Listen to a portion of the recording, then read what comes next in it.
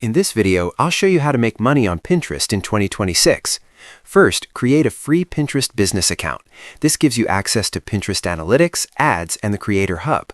Once your account is set up, claim your website to add credibility and help your pins rank higher in search results. Now here are the main ways to earn money on Pinterest. The first way is affiliate marketing. Create pins with affiliate links and earn a commission every time someone clicks and buys a product through your link. You can either link directly to the product page or drive traffic to a blog post first for better results. The second way is brand partnerships. Work with brands to create sponsored pins. Use the paid partnership tool to tag the brand and add a paid partnership label to your content. The third way is selling your own products. Use product pins to showcase physical or digital products like ebooks, templates, or planners from your Shopify or Etsy store.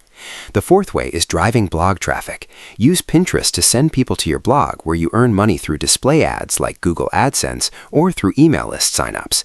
To get the best results, make sure you use keywords in your profile bio, board titles, and pin descriptions so people can find your content through search.